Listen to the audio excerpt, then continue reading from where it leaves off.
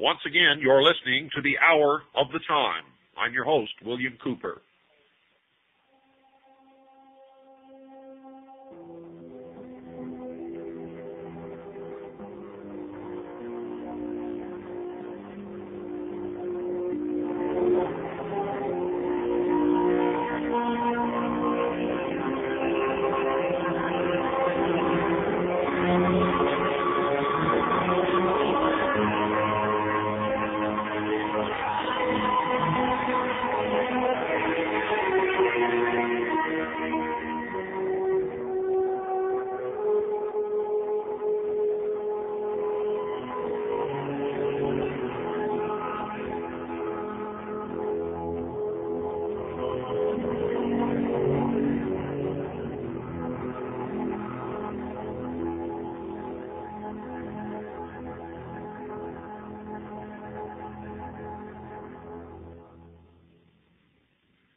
Are you one of the people who believe that everything that's happened through history is an accident? And that while one or two things may have been planned, that most of history had no intelligent direction forming it, driving it? Well, listen to this, folks, and listen very carefully. Those desiring substantial evidence of the unfoldment of the great plan should follow the suggestion inscribed upon the monument to Christopher Wren in St. Paul's Cathedral and gaze about them. The rapid advancement in the social and political states of man, the increasing richness of human living, and the broadening vision toward individual and collective responsibility herald with auroral colors the rising of the Sun of Truth. There is much yet to be accomplished, but already the achievement is impressive. Even the most devout humanist cannot survey the orderly progress of the race and at the same time deny the existence of a well-integrated program. The light of the ancient Vedas is slowly but surely illuminating the whole world. The vision of man's noble destiny and the sacred sciences which made possible the realization of that vision have been guarded and served by the silent ones of the earth. The priesthoods of the sacerdotal colleges, the hierophants of the mystery schools, and the adept masters of the secret societies have been the guardians of man's noblest purpose, the perfection of his own kind. It is the inalienable right of every honorable person to be grateful for the opportunities which progress bestows. And with this appreciation comes also an appropriate measure of resolution. The past proves the future, which is but the extension of good works toward their fullness. The mystery schools neither restrained nor limited the unfoldment of human institutions. Man fashioned his civilization according to his natural instincts and convictions.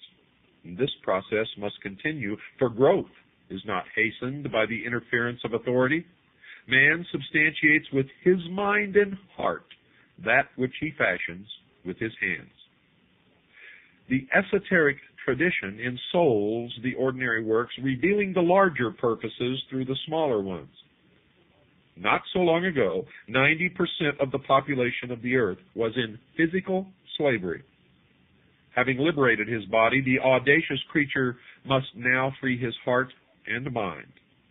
Thus, pressed on by sovereign necessity, the world conqueror becomes the self-conqueror. Under a democratic concept of living, the responsibilities for progress pass to the keeping of the people. The powers vested in the governing body, functioning with the consent of the governed, include not only provisions for collective security, but also the advancement of such religions, philosophers, arts, and sciences as contribute to the essential growth of human character.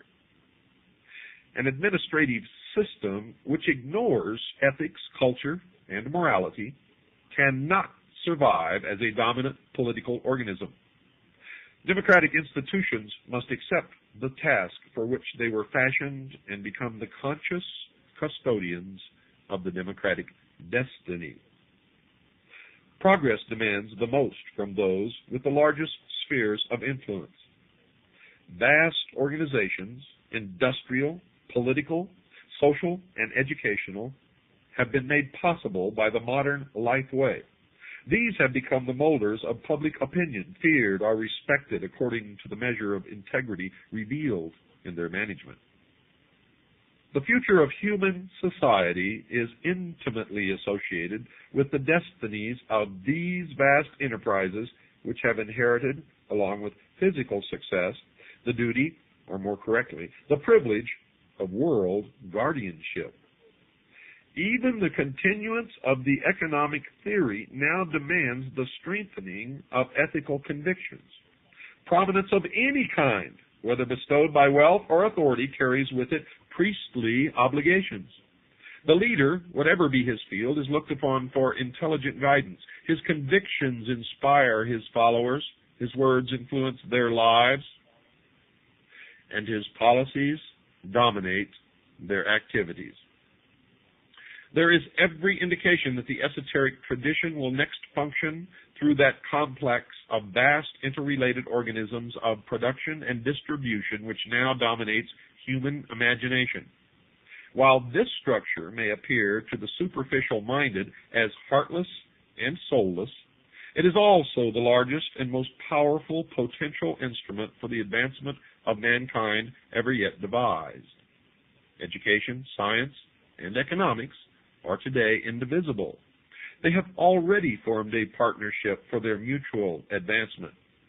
Equipped with knowledge, skill, and the necessary physical resources, this huge combine awaits the destiny for which it was intended.